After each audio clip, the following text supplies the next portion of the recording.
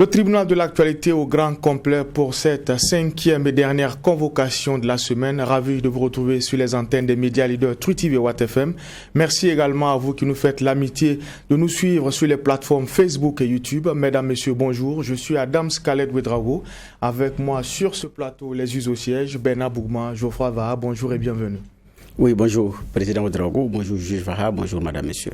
Bonjour, Juge Bougma. Bonjour, Président. Bonjour, auditeurs et téléspectateurs. Longtemps annoncé, les travaux des Assises nationales sur l'éducation ont débuté hier 18 novembre et pendant 3 jours, plus de 3000 participants vont jeter les bases d'une éducation, d'un système éducatif plus performant au Burkina Faso. Alors il faut noter comme fait majeur à l'ouverture de ces assises l'absence du chef de file de l'opposition politique. Il évoque le contexte sécuritaire pour expliquer justement cette politique de la chaise vide. C'est le premier sujet enrôlé pour cette convocation.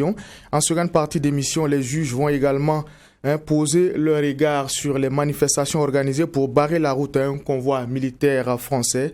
Bobo Dioulasso, Ouagadougou, Kaya ont été les théâtres de ces manifestations. Décryptage et analyse après les avant-propos.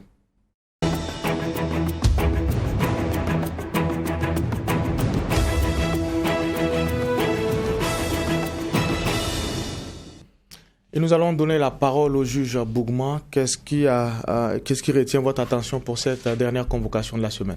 D'abord, ce qui a retenu notre attention, je dis d'abord, c'est le Conseil des ministres par rapport aux deux qui ont été relevés au niveau du commandement suite à ce qui s'est passé à Inata.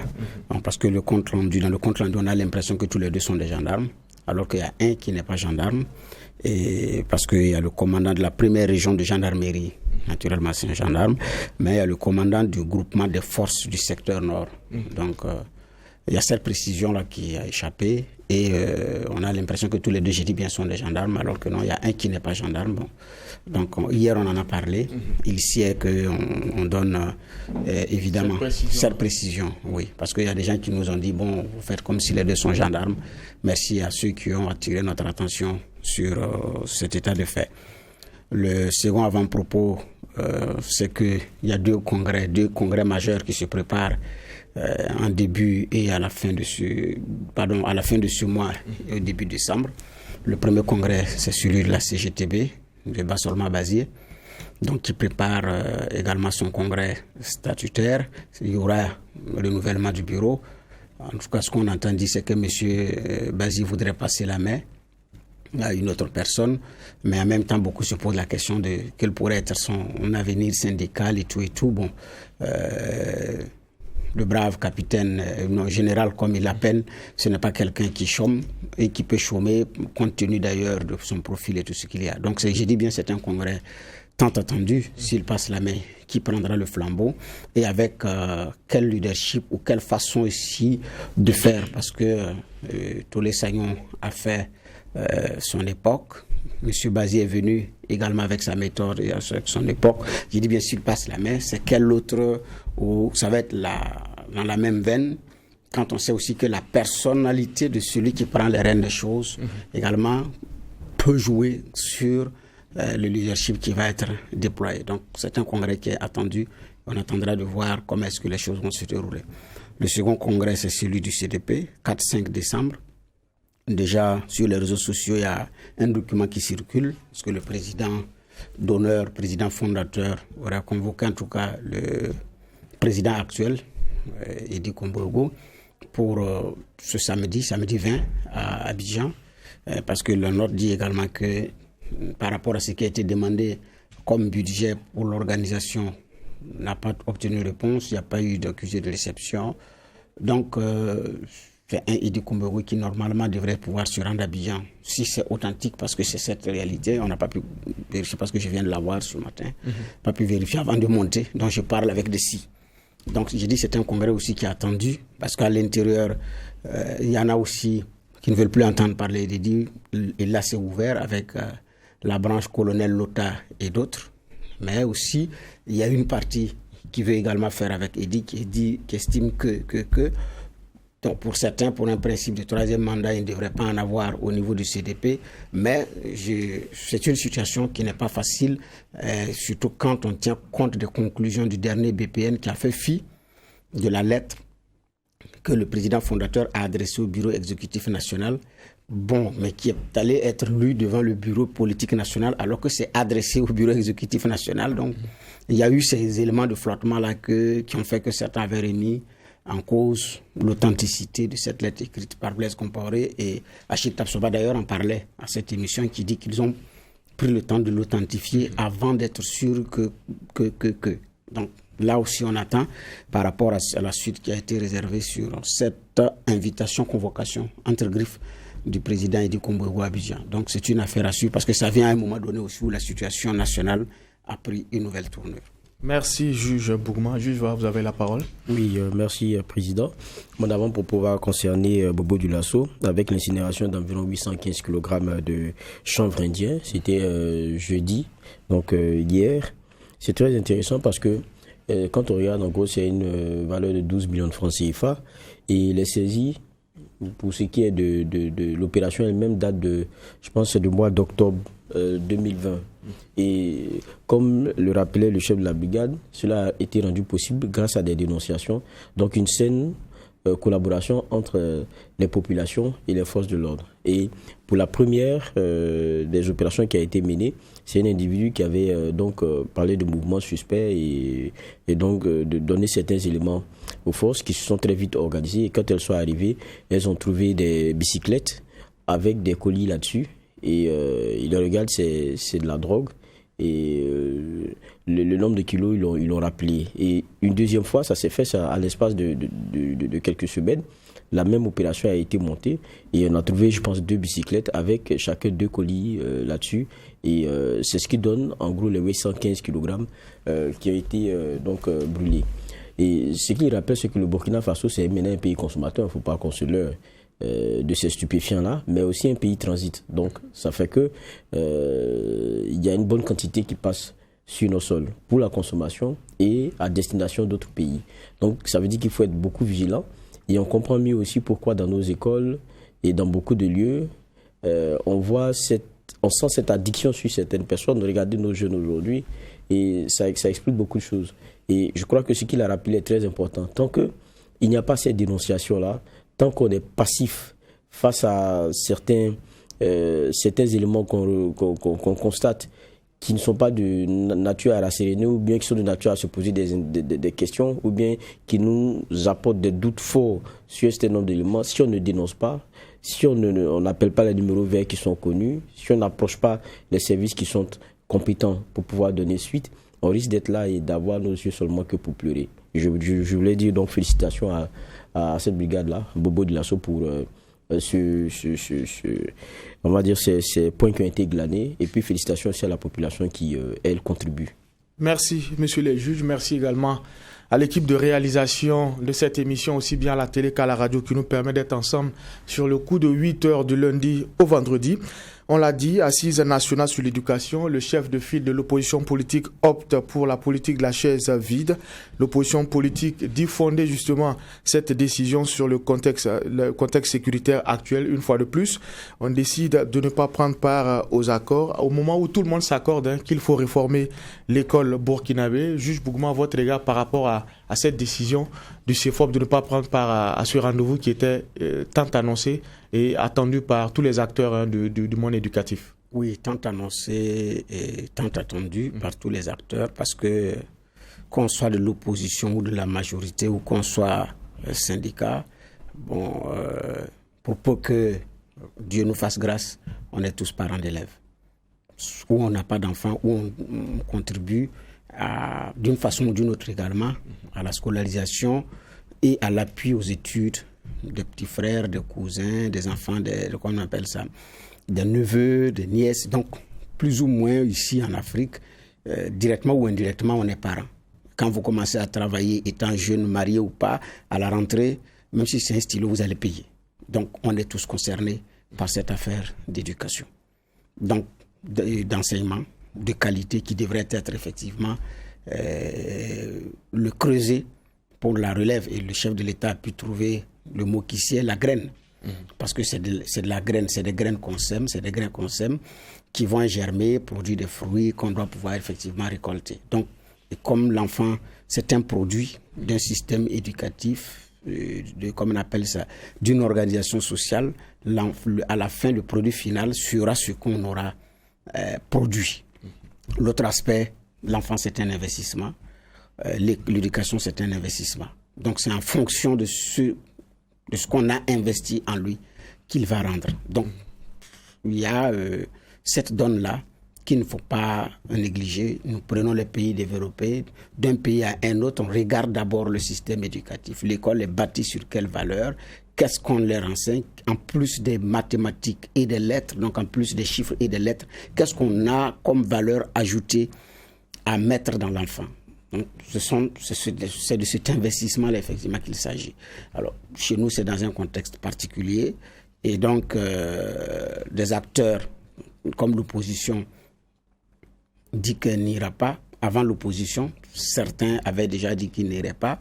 Mais au Burkina, traditionnellement, c'est rare que des assises nationales ou des états généraux se tiennent avec tous les acteurs concernés. Prenons l'histoire des états généraux, l'histoire des assises nationales au Burkina. À la dernière minute ou au début, il y a toujours un acteur clé ou un acteur majeur qui va trouver une justification pour ne pas être présent. Sauf que là, le mobile il est politique et c'est clair. Donc il est politique compte tenu de l'évolution de la situation. Aller s'asseoir, c'est peut-être valider un point politique qui peut être positif pour le pouvoir. Refuser d'y aller, c'est aussi ne pas être là où on doit décider pour l'élève, pour le Burkinabé de demain, alors que de ces travaux, des éléments importants peuvent effectivement sortir. Mais je dis bien, le combat politique s'invite partout. Il s'invite partout. Donc, et tous les moyens également sont bons en politique, c'est ce qui nous est donné de voir. Tous les moyens sont bons pour pouvoir faire le combat politique. Donc, c'est ce que l'opposition a choisi comme on appelle ça, a fait comme choix. J'ai dit bien, c'est son choix. D'accord. Alors, à l'ouverture de ces travaux-là, le ministre Ouattara a été clair. Alors, ces assises-là n'ont pas de coloration politique et prendre part à ces rencontres, c'est aussi participer à la lutte contre le terrorisme. Donc, il estime que les raisons avancées par le chef de file de l'opposition, en tout cas pour lui, ne tiennent pas. Est-ce que vous partagez cette vision-là, juge Var? Je pense que ça, c'est l'avis du ministre. Il a, je pense, tout le droit d'avoir un avis. Et maintenant, l'opposition aussi a tout le droit d'avoir sa posture. Maintenant, n'oublions pas aussi quelque chose. Ce n'est pas que l'opposition a rejeté les assises. Ça n'a rien à voir. Il y a eu des consultations et je pense que le ministre a pu rencontrer la PMP tout comme l'opposition. Et lui-même le rappelle, c'est que le CIFOP a participé avec 3 de ses représentants à chacune des rencontres qu'il y a eu, les assises régionales au niveau des chefs-lieux de région, les 13, 14 et 15 octobre dernier. Donc ça veut dire que l'opposition est partie prenante de ces assises-là, elle ne l'a jamais boudé. Maintenant, il y a un contexte nouveau. Ça aussi, il faut avoir le courage de le dire. Est-ce que l'opposition risque d'être logique avec elle-même si elle monte au credo sur une question qui est aussi essentielle que celle sécuritaire, demander à un président qu'on vous donne 1 mois, sinon si ce n'est pas réglé, vous allez partir, et puis continuer de faire comme si de rien n'était. Ça aussi, il faudrait qu'on soit logique. L'opposition n'est que logique avec elle-même relativement à la dynamique qu'elle a enclenchée depuis le 9 novembre dernier, parce que le ton est monté d'un cran, et puis les postures d'aujourd'hui, je ne les ai jamais vues depuis l'élection du président Roch Kaboré. Donc, l'heure est singulière. Le temps, il est particulier et les postures ne sont pas de l'ordre du déjà vu. Donc, dans ce contexte-là, il faut accepter que, l'opposition continue d'être logique avec elle-même. C'est comme ça que moi, je lis la chose. Bien au contraire, c'est peut-être que l'opposition aurait eu beaucoup de profondeur pour dire, mais est-ce que vous êtes sérieux? Vous lancez un mouvement aussi fort, vous êtes à une heure aussi grave, comme vous le dites, sur une situation que vous dépeignez et qui n'est pas du tout bonne, à faire comme si dans la République tout va et que... Voilà, c'est ça aussi la réalité. Mais je comprends aussi la posture du ministre parce qu'il a travaillé avec cette opposition, il a su ses assises nationales depuis le niveau régional jusqu'à maintenant. Et c'est clair que pour lui, ça a un arrière-goût d'inachevé si à la fin, pour ce qui est des assises nationales, on n'a pas les CIFOP. Ça, c'est quelque chose qui se comprend. Mais en même temps, il dit qu'on a les propositions du CIFOP parce qu'ils ont déjà participé aux assises régionales. Mais je dis, il y a un contexte du moment qui a fait prendre une posture au CIFOP, et moi, c'est quelque chose que je trouve que le CIFOP est logique avec lui-même. C'est vraiment ce que moi je pense. Alors, juste pour moi, c'est vrai, au-delà du chef de file de l'opposition, quand on écoute un peu les commentaires et les réactions des uns et des autres, beaucoup plaident aussi pour le report de ce rendez-vous-là au regard du contexte sécuritaire. Finalement, quelle posture il faut prendre? C'est vrai, il y a l'urgence sécuritaire, il y a aussi des rendez-vous qui participent, comme on l'a dit, de la construction de la nation. Est-ce que vous êtes d'avis qu'il fallait ramener également ces assises-là au calendrier grec? Bon, la réalité, c'est qu'on a tout politisé. Il faut avoir le courage de le dire. Que ce soit la lutte contre le terrorisme, que ce soit. J'ai dit bien, on a tout politisé. En temps de paix, j'ai dit bien, quand on prend l'histoire du Burkina, en temps de paix, les grands rendez-vous pour réfléchir sur comment est-ce que les choses vont évoluer, il y a toujours quelqu'un ou un groupe qui va trouver une raison pour ne pas y aller. Au nom également des calculs politiques et idéologiques, et au Burkina, c'est connu. Je me rappelle sur les états généraux de la justice, comme elle s'appelle, la ministre de la Justice de l'époque, avait dit, comment on appelle ça, Joséphine, avait dit que, elle a l'impression que les gens ne sont là que pour s'opposer à tout va. Elle était indignée de ce qu'à la dernière minute, on lui demande de donner des garanties que tout ce qui va être décidé va être appliqué, tout et tout. Elle s'en était offusquée. Elle dit, je ne comprends pas qu'après une insurrection, on veut réfléchir sur notre justice. C'est vrai, toute organisation n'est pas parfaite, mais quand on campe sur ces détails pour ne pas y aller, la suite, on la connaît. Ça a été la même chose sur les états généraux, sur la décentralisation, et j'en passe, sur la sécurité, et j'en oublie. Donc, même en temps de paix, il y aura toujours un argument pour des convictions politiques et idéologiques au Burkina, et ça, c'est connu, pour ne pas y aller. Maintenant, dans le contexte actuel, j'ai dit, parce que là, on a tout politisé. Mais dans le contexte actuel également, la politique s'invite. L'opposition est dans son rôle de ne pas y aller. C'est son choix. De dire, dans le contexte actuel, pour réfléchir à comment est-ce qu'on va enseigner l'enfant de demain, ça ne nous regarde pas pour le moment. Parce que même si on arrive à des conclusions édifiantes et que des écoles restent fermées et que les enfants n'arrivent pas à aller à l'école, ça ne va servir à quoi que ce soit. C'est un argument qui est effectivement pertinent.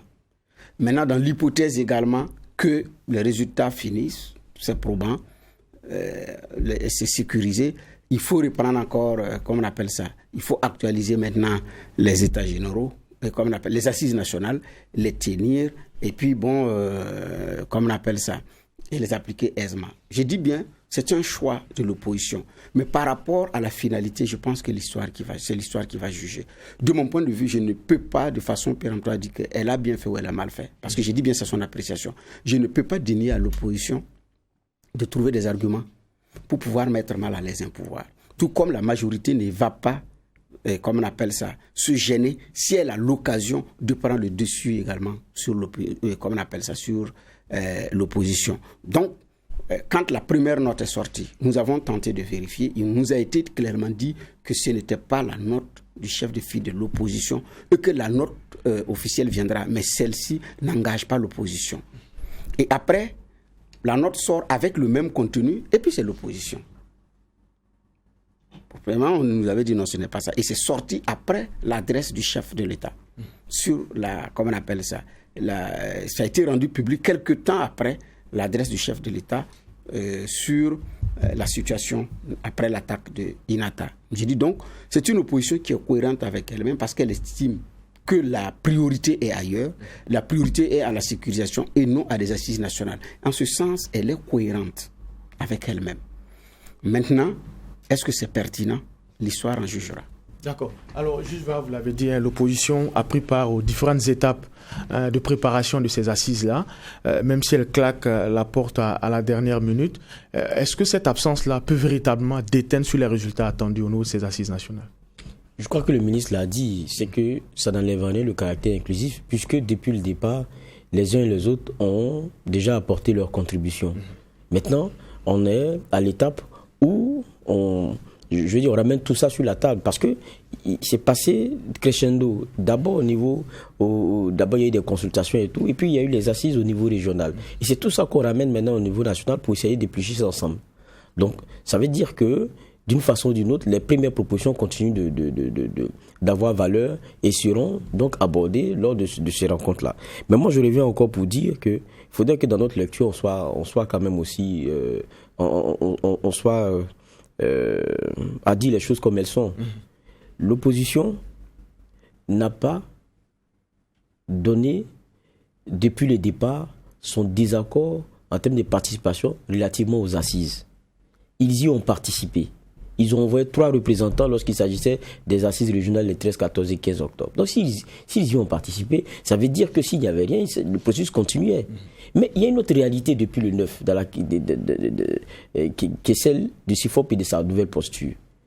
Donc, il y a un regard qui est nouveau, c'est une situation qui est nouvelle. Je pense que ça ne concerne même pas la question des assises. Ça aurait été, même pas les assises concernant l'éducation, ça aurait été autre chose, que le CIFOP aurait toujours la même posture. Peut-être qu'il y a d'autres événements qui viendront, et pour lesquels la participation du CIFOP sera revue par l'institution elle-même, et donc et ses membres. Donc, pour moi, il faut restituer les choses. C'est une question de contexte. Ce n'est pas une question de déni ou bien de désintérêt relativement à ce qui se passe au niveau des assises. Sinon, je ne pense pas que dès le départ, ils allaient y participer.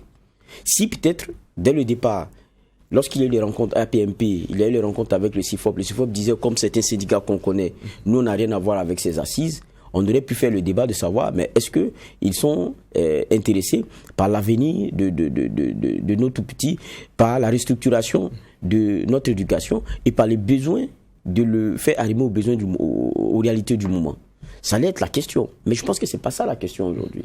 La question, c'est de savoir, est-ce que aujourd'hui le CIFOP risque d'être logique avec lui-même s'il continue comme si de rien n'était? Est-ce que sa valeur et le ton qui est monté, on a entendu Eddy Komboigo le 9 novembre dit un certain nombre d'éléments, est-ce qu'on ne dira pas, donc en fait, ça n'a été que du théâtre? C'est de ça aussi qu'il s'agit, quand on veut jeter le regard là-dessus. Pour moi, ils sont dans leur ligne, ils sont dans leur logique. On peut peut-être critiquer leur posture relativement à la suspension de leur participation à un certain nombre d'instances. Maintenant, là, ça devient un regard global, mais pas un regard sur les assises nationales. Parce qu'ils ne disent pas, je ne vais pas aux assises nationales. Ils disent, je suspends mes participations d'un certain nombre d'éléments. Donc, c'est très global. Il n'y a rien de ciblé relativement aux assises. Voilà pourquoi je dis, si on veut jeter un regard, il faut pas le voir surtout sensu sur la question des assises. C'est demander, est-ce que la politique du CIFOP aujourd'hui est une politique qui peut être payante pour elle? Est-ce que la politique du CIFOP aujourd'hui peut se comprendre? Et ce que je dis, c'est que, au regard de ce que moi j'ai entendu lors du point de presse du 9 novembre dernier et de leur indignation, je trouve que je ne sais pas comment est-ce que cela peut être possible qu'une opposition demande à un président que si, dans un délai, vous ne faites pas ci ou ça, vous allez partir, ou bien on va demander votre démission, et qu'elle vienne faire comme si de rien n'était, c'est qu'elle est même plus logique avec elle-même. Ça, c'est le minimum. D'accord. Alors, l'opposition, dans sa logique, les assises vont se tenir. Comme je l'ai dit, la crainte de beaucoup, c'est ce qu'on aura en termes de résultats. Est-ce que vous pensez également que cette absence-là peut impacter, je dirais, les résultats de ce qu'on aura? Au risque de me répéter, j'ai dit l'opposition est cohérente avec elle-même. Moi, je ne dénie pas ce qui a été dit. C'est parce que nous traitons de la question des assises nationales que j'ai dit, quand on parle d'états généraux, d'assises nationales, même en temps de paix, les gens trouvent des arguments pour ne pas y être. C'est pourquoi j'ai dit, même s'il n'y avait pas le contexte sécuritaire, des entités n'iraient pas à ces assises sur l'éducation. Donc, je fais la précision que l'opposition est cohérente dans sa ligne, parce que même le dialogue politique, elle a suspendu sa participation, et ce n'est pas l'objet de notre débat ce matin. Donc c'est dans un truc global, je suis d'accord avec cela. Mais par rapport au contenu des travaux, dès lors que l'opposition a pris part aux différents paliers, ce qui reste à faire en termes de procédure, c'est beaucoup plus les questions d'ajustement pour l'adoption finale. Valider les résultats. Parce que les résultats peuvent être remis en cause, certains peuvent être améliorés au niveau des assises, parce qu'au niveau région, ce n'est pas forcément les mêmes acteurs. Il y en a qui ont des relais au niveau région, qui ont des relais au niveau national, et peut-être pas. Voilà. Donc, parce que ça, c'est un élément qui est pratiquement fondamental. Donc, ici, ce qui va être donné, c'est la validation. Et là, l'opposition ne sera pas à la validation compte tenu de comme on appelle ça, du dernier développement de l'actualité. Et je dis bien, elle est cohérente avec sa posture. Ça, il n'y a rien à faire. Je dis maintenant par rapport à la pertinence de son choix. Si par exemple, je dis bien, on est arrivé à un résultat probant avec des éléments qui édifient le système éducatif burkinabé, avec ou sans l'opposition, on aura fait œuvre utile.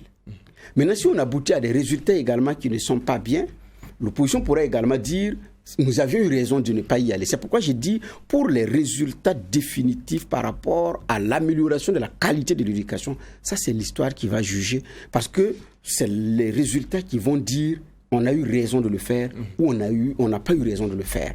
Et ça c'est l'histoire qui peut juger en fonction de ce qu'on aura comme résultat, comme amélioration par rapport à tout ce qu'il y a eu. Si on évalue les différents états généraux, les forats qui ont eu lieu sur la décentralisation, sur la sécurité, sur la justice, l'enseignement supérieur, et j'en oublie, à la fin, quand on fait le bilan, qu'est-ce que ça a contribué à améliorer? La dernière fois, j'étais sur le même plateau que Jean-Emmanuel Ouedraogo de la télévision nationale, avec en face de la ministre de la Justice, qui faisait le bilan des états généraux de la justice de façon résumée. Et ce sont ces états généraux qui ont consacré beaucoup plus l'indépendance du magistrat burkinabé, qui a contribué à améliorer les conditions de vie et de travail par rapport à la paye, qui fait fâcher également d'ailleurs certains fonctionnaires, certains travailleurs. Ça, on l'a vu. Donc, qui fait qu'aujourd'hui, pour que le politique puisse influencer le magistrat, c'est devenu très difficile. Mais elle a noté comme un point positif. Est-ce qu'il y a eu un bond en avant qui a été fait? Ça, c'est maintenant l'histoire qui commence à juger.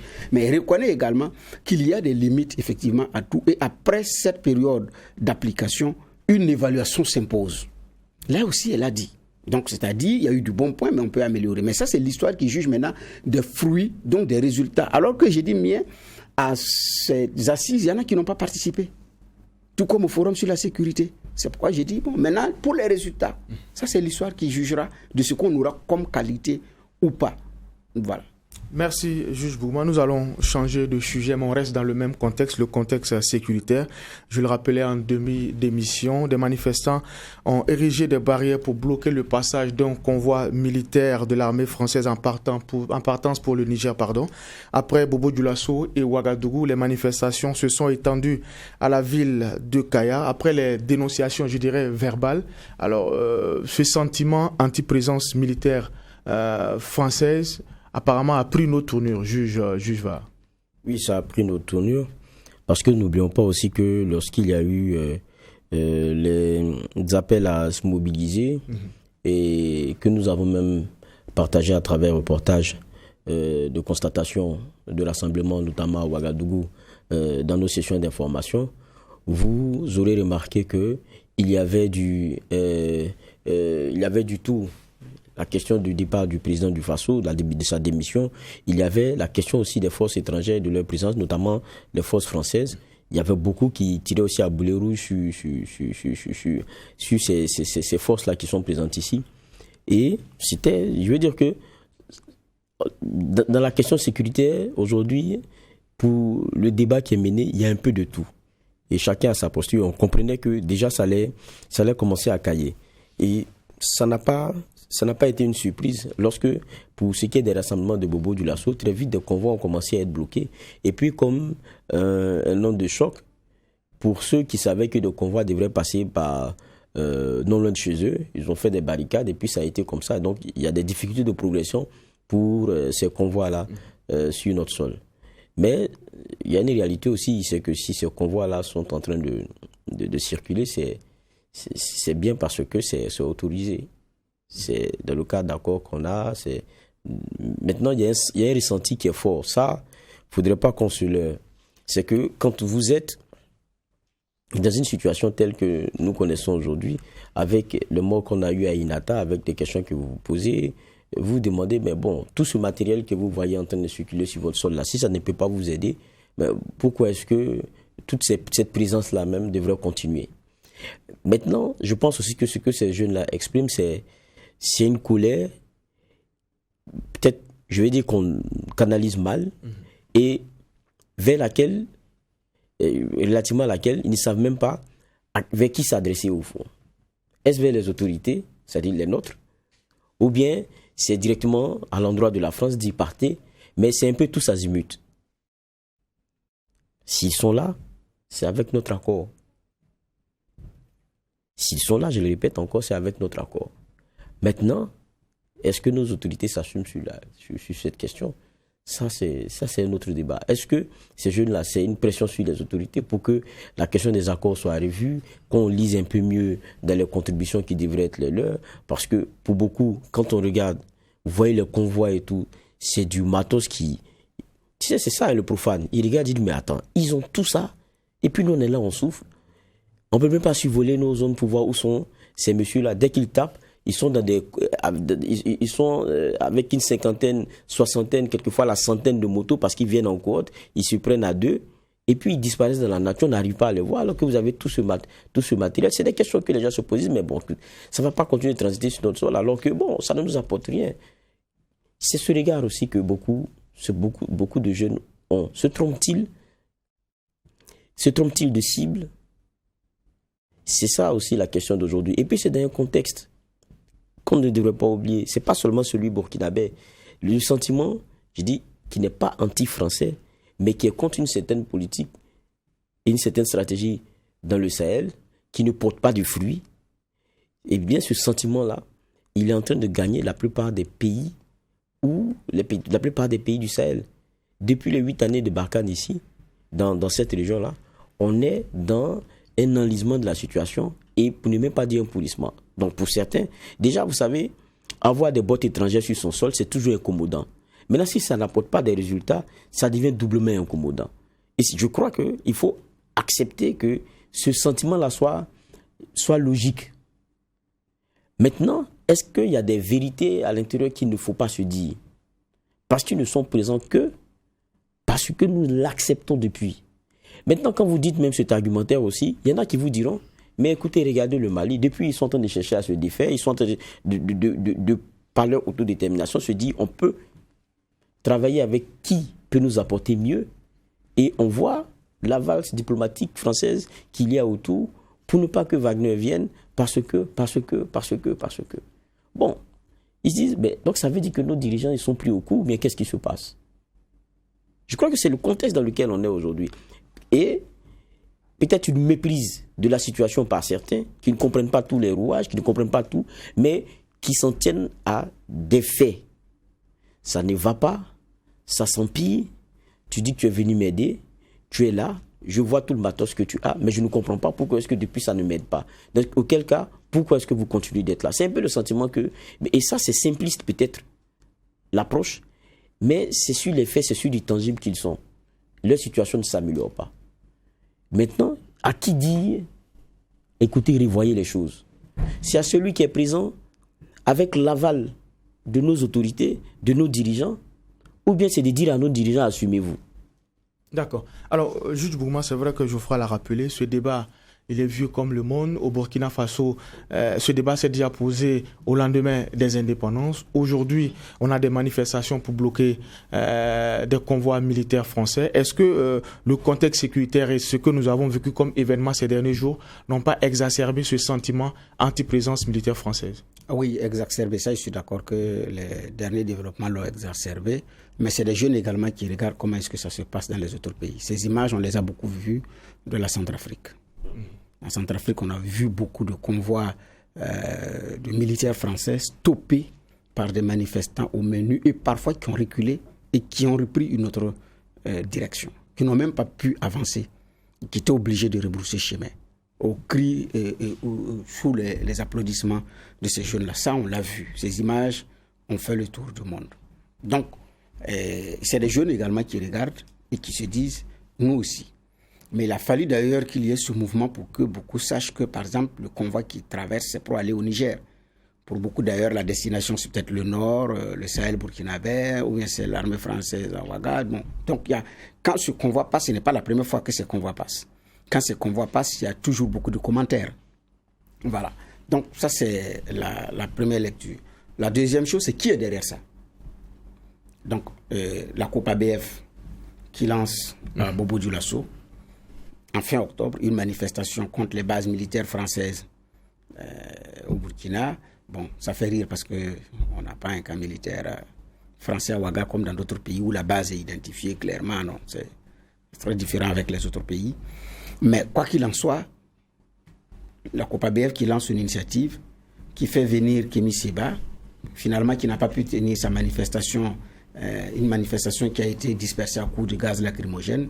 Kémy Séba lui-même est interpellé, arrêté puis expulsé. C'est vrai qu'il a intenté une action en justice contre l'État du Burkina pour violation de ses droits.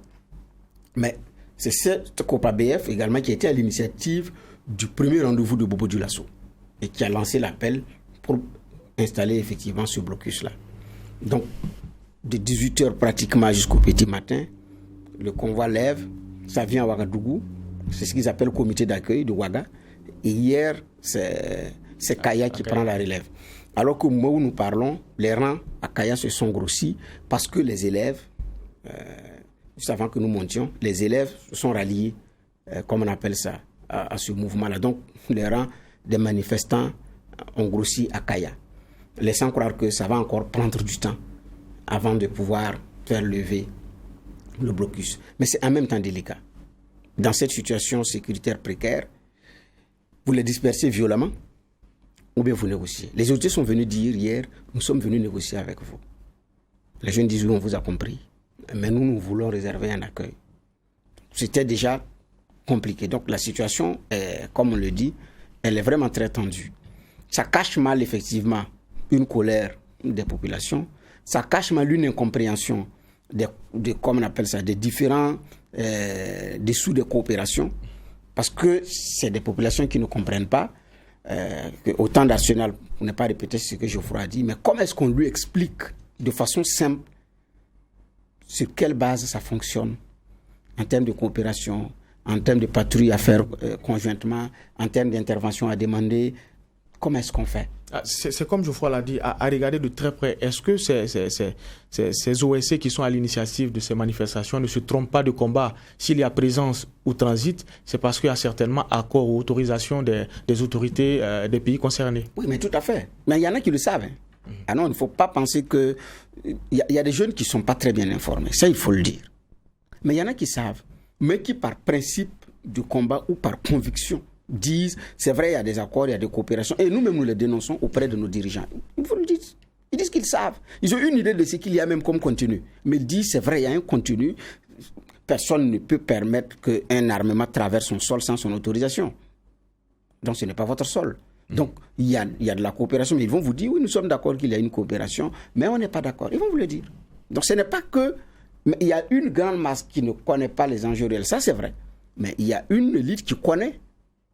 Mais au nom de son engagement, parce qu'il y en a qui disent « je suis panafricain, je suis ci, je suis ça », donc au nom de cet engagement-là, qui dit « on n'est pas d'accord ». Parce qu'ils savent qu'il y a des coopérations, ils savent.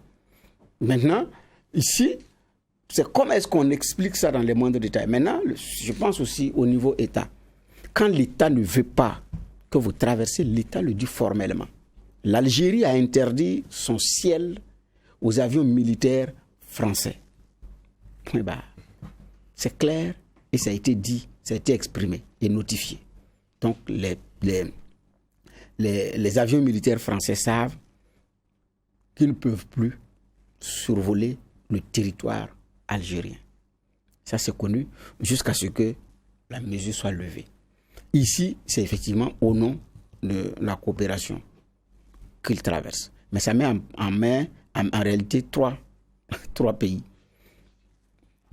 Le Niger, frontalier, le Burkina, pays de transit, mais aussi l'armement, parce que c'est un convoi de l'armée française, c'est peut-être pour leur propre usage au Sahel ou à la demande d'appui logistique de l'armée du Niger, mais quoi qu'il en soit, la destination c'est le Niger. Donc, entre cette situation, entre manipulation, entre ceux qui mènent un combat de conviction et ceux qui mènent un combat de principe, il y a maintenant le vrai à démêler et le faux à démêler dans cette affaire-là. Mais il y a une offre sécuritaire au niveau des pays qui ne plaît pas, qui n'est pas à la hauteur des enjeux. Il y a une coopération qui est là, mais difficile à entrevoir. Parce que les puissances étrangères disent nous n'intervenons qu'à la demande des États. C'est l'État du Burkina qui a demandé, c'est pourquoi nous intervenons. C'est l'État du Mali qui a demandé, c'est pourquoi nous intervenons. Pour que l'opération Serval ait lieu, il a fallu que Dioncounda Traoré, président de la transition malienne, il demande ça expressement à François Hollande. Mais c'est comme ça. Sinon, il ne viendrait pas. Macron à Ouaga a dit, quand ça chauffe dans vos villes, dans vos capitales, dans vos pays, tout le monde nous appelle. Les hommes politiques de l'opposition, tout comme les leaders de la société civile. Il n'y a que vous, la France, qui pouvez venir nous sauver. Et après, les mêmes de tout nous disent France, va-t'en. C'est à un moment donné aux Africains également de faire un choix. Où on est, où on n'est pas. Mais on ne peut pas continuer dans ce jeu où la société civile appelle de l'autre main, les partis parfois de l'opposition appellent de l'autre main, et après, les mêmes reviennent à la charge pour dire non, c'est de l'impérialisme, c'est du néocolonialisme, et puis bon voilà. Où vous voulez, ou vous n'en voulez pas. Mais on a des comptes aussi à demander à nos dirigeants, et là on est d'accord là-dessus. Alors, demander des comptes aux dirigeants des pays concernés, finalement, certains se demandent si le sommet de Pau qui avait souhaité cette clarification-là n'a pas produit d'effet. Non, il n'a pas eu d'effet parce qu'à un moment donné, vous comprenez aussi, ils se disent, bon, on fait l'espoir qu'on peut, mais on a l'impression que ceux qui nous demandent de venir nous lâchent. Il faut qu'ils disent clairement aussi à leur population et s'assument pour dire que c'est eux qui nous ont appelés. C'est ce que Macron avait dit à demi-mot. Même pas à demi-mot, il a dit clairement. Et parce qu'à un moment donné, il y avait ces protestations-là qui commençaient à vraiment monter crescendo. Maintenant, vous voyez la situation dans laquelle aussi on est aujourd'hui. Ça fait maintenant combien de jours les convois là sont bloqués. Quand on vient, c'est des négociations qui sont... Et puis c'est des... J'ai dit que tout est encore... Comment c'est qu'on peut appeler ça c'est au cas par cas, c'est bloqué ici, on vient, on discute avec le jeune, laisser mon chien et tout. Mais alors que c'est autorisé, c'est ce que je veux dire. Mais la plupart, les mouvements qui initient cela, ce qu'ils veulent, c'est qu'ils défendent. C'est des souverainistes, on va se dire les choses de façon claire. Mais le souverainisme aussi, c'est l'autodétermination. Mais l'autodétermination va avec l'autocritique. Qu'est-ce que nous, par rapport à la question de sécurité là, qu'est-ce que notre pays là, qu'est-ce que nous on fait, qu'est-ce que nous on propose, qu'est-ce qu'on a proposé jusque maintenant? Il y a la France, c'est vrai, il y a le regard qu'on peut avoir sur la France, mais nous-mêmes aussi là, qu'est-ce que nous on fait, qu'est-ce qu'on a fait, notre offre là. Et je crois que, si vous voyez le débat qui est recentré par exemple par le CFOP et beaucoup d'autres, c'est là-dessus. Nous, depuis là, qu'est-ce qu'on fait? On a des dirigeants, on a des gens qui sont venus en campagne qui nous ont dit qu'ils peuvent. Il y a des ministres qu'on a entendus à Ouagadougou qui nous ont promis des délais. Ils ont donné des mois même. On n'aura plus ça ici. Mais ils sont là. La situation est en train de s'empirer. Qui est le coupable de ce qui est en train de se passer? Les responsabilités là peuvent être pluridimensionnelles et identifiées à certains. Mais les premiers, c'est nous-mêmes. Ça, il ne faudrait pas qu'on se leurre. C'est vrai que la question de ce souverainisme-là, c'est un débat qui est à un autre niveau. Mais la réalité du moment qu'on est en train de vivre aujourd'hui, là, c'est ça. Inata, là, qui n'a pas donné à manger aux gars, là? Les gars à qui ils ont écrit pour dire on a faim. Je crois que voilà le débat. Voilà aussi un autre niveau de réalité dans laquelle on est. Maintenant, ça n'enlève pas le fait qu'il devrait y avoir une pression pour clarifier les choses. Parce qu'il faudrait que nos autorités nous disent les vérités. Vous voyez, ce que la Coupa BF avait tenté à Bobo Dioulasso en termes de protestation, je pense qu'il y a une liberté d'exprimer certaines positions. Mais même ça ne leur a pas été permis. Mais donc, il faut qu'on soit clair. Dans le rapport avec la France, il faut que nos autorités là soient vraiment que ce soit plus clarifié. Ou bien, peut-être aussi qu'on a beaucoup qui ont peut-être un regard trop simpliste des choses et sur lequel certains essaient de voguer. Mais je dis, il y a une responsabilité première, il y a à s'interroger sur ce que nous faisons, ce que nous concoctons comme offre et pourquoi est-ce que ça ne marche pas. Quand on aura réglé ça, on sera assez fort pour discuter aussi d'autres choses. D'accord. Alors, c'est vrai que Juge Bouma a rappelé tantôt le cas centrafricain. Quand on revient un peu plus proche de nous, pour ce qui se passe au Mali. Est-ce que justement ce syndrome malien n'est pas en train de faire tache d'huile dans l'espace J5 Sahel avec ce qu'on a comme mouvement? Je pense que le cas malien, là, il est différent du cas burkinabé. Les Maliens, ils ont comment dire ça, la présence militaire officielle déployée et tout ça su et connu. Il y a un changement de cap qui est en train d'être tenté par la transition. La transition ne se le cache pas. Il ne le cache pas. C'est ça aussi là. Est-ce que pour nous ici c'est la même chose? Eux ne se le cachent pas. Là-bas, le débat là, il est tranché. Et vous voyez, c'est ouvertement aussi que la diplomatie française met la pression, rencontre Sergei Lavrov, rencontre comment il s'appelle, Poutine, pour dire attention, Wagner vient, c'est contre nos intérêts, c'est contre ceci, c'est contre cela. Mais parce que là-bas, le débat il est ouvert et puis il est clarifié. Vous écoutez même la junte, c'est comme s'ils font se tête baissée là-dessus, ils ont fait un choix. Même les récriminations au niveau international, tout, ils ne prennent même pas le temps, ils ne prennent même plus le temps d'y répondre. Et on n'est pas dans le même contexte. D'accord. Alors, juste Bourman, Geoffroy l'a dit, le cas malien, il est clair, la position des autorités maliennes est connue. Mais pour le cas du Burkina Faso, pendant combien de temps on pourra peut-être faire l'économie de ce débat-là? Oui, mais nous ne sommes pas dans le Mali en transition. Hein. Le Mali est en transition avec des militaires évidemment au pouvoir. C'est différent du Burkina et puis du Niger. Vous savez que le Mali a suspendu ou dissous certaines institutions qui ne fonctionnent plus. Donc il y a une charte qui est là. Bon, comment on appelle ça? Pardon, en Guinée. C'est une charte, par exemple, en Guinée qui est là. Donc il y a un certain nombre de choses qui sont remises en cause. Et quand c'est dans un état d'exception comme ça, c'est facile pour certains dans les remises en cause. Chez nous, nous sommes dans un contexte où on ne sait finalement pas quelle est la posture de nos autorités. Donc, quand le convoi s'engage, notre ministère de la Sécurité dit à tous ceux qui sont sur les corridors, vous ne contrôlez pas le convoi. Donc, on ne sait pas ce qu'il y a dedans. Ça, c'est la coopération qui demande. Donc, on ne peut pas vérifier. Et ça passe. Donc, c'est nous qui permettons. Deuxième niveau, regardons ce qui se passe. Regardons les chaînes françaises. Elles n'en parlent pas. Parce que c'est l'image aussi d'un pays. Donc ces jeunes-là aussi regardent et se disent, mais ils défendent leur image, nous aussi défendons la nôtre. Et les jeunes maliens, c'est ce qu'ils font. Donc à un moment donné, il y a cette prise de conscience collective qui est là, qui se dit, c'est à nous d'abord. Mais la vérité, c'est que on accuse parfois à tort ou à raison la France. Mais quand j'invoque, je refais le film de ce que Alain Foucault a dit concernant la Centrafrique, les jeunes Africains également ont raison de pouvoir s'interroger sur la qualité de la coopération. Parce que ce qui s'est passé en Centrafrique, c'est très grave par rapport à ce que la France a fait. Les fausses promesses, les mises face aux faits accomplis, parce que c'est face à un fait accompli que Touadéra apprend que l'opération Sangaris s'en va en marge de son investiture en mars 2016. Il n'était même pas au courant. Et c'est le Drian qui le dit quand il est venu à l'investiture. D'État à État. Et c'est un ministre envoyé à une cérémonie officielle d'investiture qui annonce comme ça. Je dis bien, la suite, on la connaît. Hollande lui fait la promesse qu'ils ne vont pas bouger. Et quelque temps après, le même Hollande dit, on s'en va.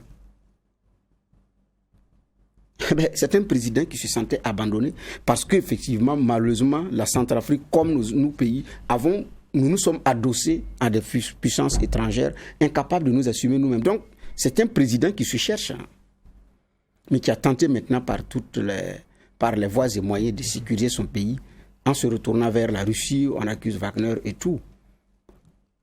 Mais dès qu'il y a un incident, la même presse reprend l'écho et dit, voyez-vous ce qui se passe, les Russes ont fait ci, les Russes ont fait ça. Quand Paris a averti Moscou qu'il ne tolérerait pas que Wagner touche aux intérêts français et de ses partenaires au Sahel, ça a été largement repris. Mais le cas centrafricain, par rapport à ce qui a été fait au nom de la solidarité internationale, ce n'est même pas bien de faire, c'est même pas élégant, ça manque d'élégance, il faut avoir le courage de le dire. Ça manque d'élégance. Mais ça a été fait.